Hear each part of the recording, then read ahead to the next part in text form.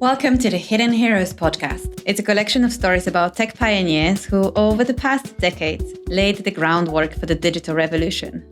They, in a way, shaped the way we live, work, communicate, or travel. That's why, together with Stephen Johnson, who is the author of all the stories, we are on the mission to bring these pioneers into the spotlight and give them credit they truly deserve. Brought to you by Netguru. The Long Road to Multitouch, how Sam Hurst, Jeff Hahn, and Ken Kocienda shaped the way we communicate with computers. When Apple unveiled the multi-touch interface with the iPhone launch in 2007, it seemed as though computing had been reinvented overnight. But in reality, it was an innovation 3 decades in the making. If you ask most people to pinpoint the origin of the multi-touch interface, one of the most significant revolutions in how we interact with our computers, one now legendary event will usually come to mind: Steve Jobs' dramatic demo of the iPhone in January 2007. In 65 riveting minutes of high-tech showmanship, many of us saw for the first time a whole suite of interactions that would become second nature to billions of people around the world. Pinch and zoom, inertial scrolling, virtual keyboards, springboard home screens. But as tempting as it is to attribute technological revolutions like multi-touch to a single visionary, the story of the multi-touch interface is actually a case study in how major breakthroughs are inevitably collective affairs, the aggregate work of many different inventors solving distinct problems that can often seem completely unrelated. Sometimes our true software heroes are hidden because one single innovator has failed to get the recognition they deserve, because they didn't become a wealthy entrepreneur or a celebrated industry visionary. But sometimes the heroes are hidden because there are simply too many of them lurking behind a single innovation to do them all justice. The multi-touch interface is now a routine part of daily life for billions of people around the planet, used to execute countless tasks: checking email, playing games, composing music. But it began with one very urgent task: keeping airplanes from crashing into each other. Sometime in the early 1960s, a British engineer at the Royal Radar Establishment named E.A. Johnson began tinkering with ideas for a new interface for air traffic controllers to manage flight paths in and out of UK airports, in addition to tracking planes for the purposes of air defense. The commercial aviation age was dawning, and the airspace around large metropolitan areas was becoming more challenging to manage. New jet planes were traveling at much higher speeds, making it even more essential that flight controllers could make quick, real-time decisions on the job.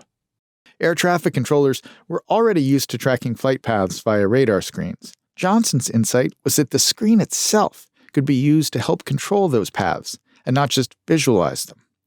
He built a working prototype of what is now called a capacitive touchscreen, with some core features that are still used today on multi-touch devices, more than 50 years later. Because glass cannot conduct electricity, the screen is coated with a grid of transparent conductive material, like indium tin oxide. A minuscule amount of electricity flows through the grid at all times, but when a finger makes contact with a point on the screen, a tiny amount of electricity flows through the skin rather than the grid, which enables the device to detect the location of the finger on the screen.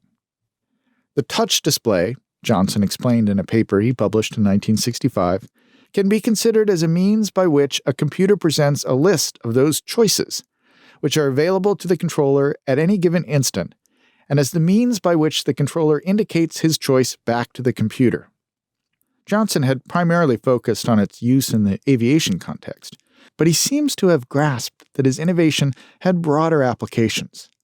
The device, he noted, has the potential to provide a very efficient coupling between man and machine. British air traffic controllers actually integrated Johnson's device into their workflow in the late 1960s, but the technology failed to advance much beyond that limited application. Like many stories from the history of innovation, the next big breakthrough that would lay the groundwork for the multi-touch interface would come out of a fortuitous accident. A few years after Johnson's original paper was published, a physicist at the University of Kentucky named Samuel Hurst was working with a piece of equipment known as a Van de Graaff accelerator, which was commonly used to study charged particles. Hurst and his colleagues had to rely on sluggish, analog strip chart recorders to collect data from their experiments, which slowed down their work. One day, Hurst hit upon the idea of using electrically conductive paper to automatically record X and Y coordinates from the experiments. It made the process of data analysis much faster, but in building the device, Hurst began to think about how the same technology could be applied to the X and Y coordinates of a computer monitor. Before long, Hurst had left the Van de Graaff accelerator behind and founded a company called Elo Graphics, producing touchscreen interfaces for computers, which he initially ran out of his basement. Hurst correctly envisioned that a touch-based interface would be a major advance in making computers more accessible. You could just look at a screen, poke your finger, and get an answer, Hurst, who died in 2011, told a reporter many years later. Anybody can poke a finger. Hurst eventually sold his company. It continues to operate to this day under the name Elo Touch, and returned to his career as an academic researcher. But over the next decade or two, the idea that he had stumbled across in the lab began to spread around the world, as touchscreens slowly became a familiar experience, though the range of interaction was limited to simple single-touch events, like typing a PIN into an ATM.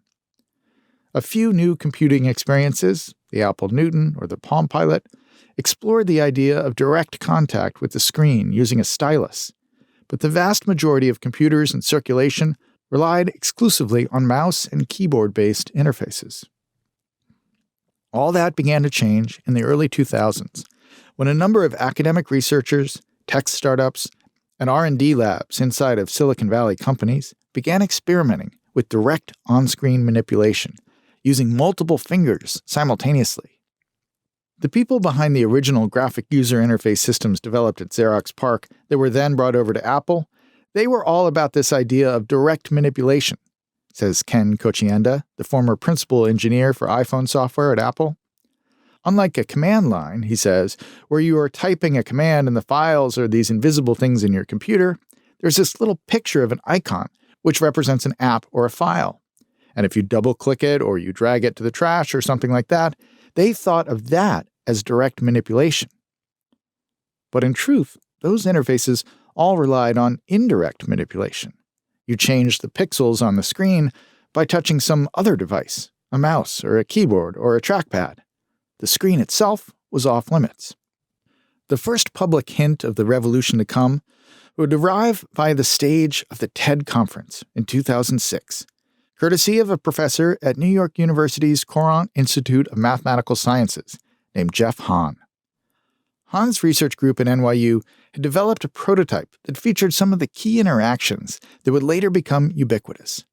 Dragging icons by touching your finger to the screen and sliding it across the surface, pinching or expanding two fingers to zoom in and out of a photo. Quote, someone sent me a video of Jeff showing off aspects of the interface literally a week before TED 2006, TED curator Chris Anderson recalls. It only had a few thousand views. I found it electrifying and just reached out to him right away to beg him to drop everything and come to Monterey. I'm about to show you some stuff that is just about ready to come out of the lab, Hahn announced at the beginning of the talk. I really think this is going to change the way we interact with machines from now on. His demo device was a large screen arranged like a drafting table in front of him. During the talk, he gave a quick survey of a handful of use cases, arranging photographs, navigating maps, and a few screensaver-like animations that he manipulated with his hands. But the real star of the show was not the content on the screen, but the way Hahn's interface allowed him to engage with it. Watching the talk now, it seems almost quaint to hear how amazed the crowd is by gestures that are now so second nature to us. Quote, there's a moment 2 minutes in when the audience suddenly got that the future of computer interfaces would change forever, Chris Anderson recalls. He was showing photographs on a virtual lightbox. He used 2 fingers to dramatically stretch one photo to fill the screen. You can hear the audience gasping in unison. A few months after the conference, TED put the talk online as one of the first videos ever shared on its website. It has since been viewed more than 5 million times. Hahn went on to create a company called Perceptive Pixel that was mostly focused on large-screen applications of multitouch, most famously in the CNN Magic Wall used in election coverage. He later sold his company to Microsoft, where he worked on their Surface Hub computer. But for all the excitement Han's demo sparked, the true potential of the new interface was not yet apparent. Quote, for both Jeff and most of the audience, the conversation later was about large screen applications of the kind that started showing up on CNN a year or two later, Anderson says now. I didn't hear anyone say, wait, you could transform mobile phones and computing using this. The multi-touch interface turns out to be a terrific example of a phenomenon that has long been observed in the history of innovation: simultaneous discovery. A mix of new ideas or technologies or scientific breakthroughs coalesce, and all of a sudden there's a whole cohort of people independently chasing the same idea. Edison gets all the credit for inventing the light bulb, but there were more than a dozen inventors around the world working on incandescent light in the 1870s and 1880s. While just a decade or two before then, no one was working on the problem. While Han was working on his multi-touch prototype, a startup called Fingerworks that was also experimenting with multi-touch systems had been quietly acquired by Apple to help develop a top-secret project called Purple that would ultimately lead to the iPhone. Ken Kochienda had joined Apple a few years before the Purple project got underway, initially working on Apple's Safari web browser, which launched in 2003. He remembers seeing an early demo of the Purple interface, courtesy of legendary Apple designer Baz Ording, showcasing what is now called inertial scrolling and the rubber band effect, where you flick the screen to scroll quickly through a long list, while the list itself bounces to signal that you've reached the end of it. Quote, it was just one of those moments where you say, computers are going to work like this, Kochienda recalls. But as promising as the Purple interface was, the software suffered from a potentially fatal flaw. It was impossible to use a virtual keyboard on a phone-sized screen. Remember, this was the era where BlackBerry was the dominant device for mobile communications. People were pecking out texts and email messages on tiny physical keyboards. The radical proposition behind Purple was that you could replace all the real estate on the device devoted to the keyboard and make it all screen, giving you enough pixels to show web pages or maps or high-resolution photos. If you needed to type, a virtual keyboard would pop up, and you'd enter text by tapping on the screen itself. All that sounded enticing in theory, but in practice it was a disaster. Given the size of the phone, if you wanted a full keyboard with all 26 letters of the alphabet, the virtual keys had to be extremely small. Too small, it turned out, for the human finger to type accurately. You'd try to hit the target of the letter K, but the pad of your finger would also cover a few adjacent keys at the same time, J or M or O. Initially, Apple had assigned a small team to work on the software keyboard for Purple, with other engineers and designers working on additional elements of the interface. But week after week, the Apple executive overseeing Purple, Scott Forstall, would visit with the keyboard team and try out their latest iteration, attempting each time to type out his name using the virtual keyboard. Week after week, Forstall's typing would result in gibberish. The erratic keyboard was particularly alarming because of a notorious touchscreen-related fiasco in Apple's history, the Newton device, which had been launched with a revolutionary new handwriting detection interface that turned out to be comically unreliable. If Apple was going to take on BlackBerry, it needed a way to input text that didn't require tiny fingers or a steep learning curve.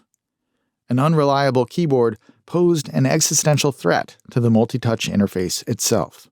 I think what happened was that Scott Forstall went away to Steve Jobs and got the buy-off to say, okay, we're just going to have an all-hands-on-deck, Kochienda recalls.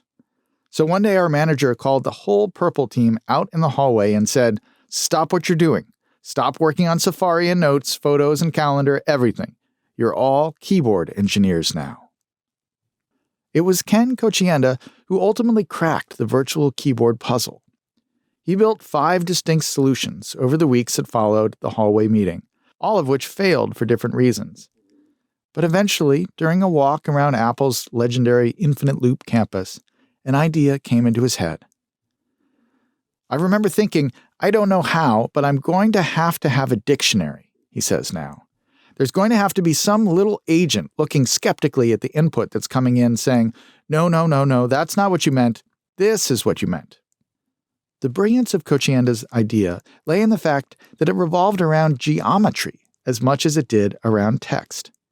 He had realized that each time a user typed a word on the virtual keyboard, the computer could construct a distinct shape. Kocienda called it a constellation that mapped the various places on the screen where the user had touched the keyboard. For each word in the dictionary, Kocienda explains, there's an ideal constellation that is drawn by taking the center point from every key on the keyboard. For his demo, Kocienda converted the dictionary words into a list of these ideal constellations, each one a unique shape based on the arrangement of letters on the keyboard. While the user pecked away on the virtual keys, behind the scenes, the software would map that less-than-ideal constellation and compare it to all the ideal versions in the dictionary. And so when you typed in 3 letters, the software would look at the points and say, okay, well, what 3-letter word looks the most like this constellation? Several weeks after the hallway meeting, Apple gathered the Purple team in a conference room to hold what they called a keyboard derby, where Scott Forstall would try out all the various demos that had been developed by the group.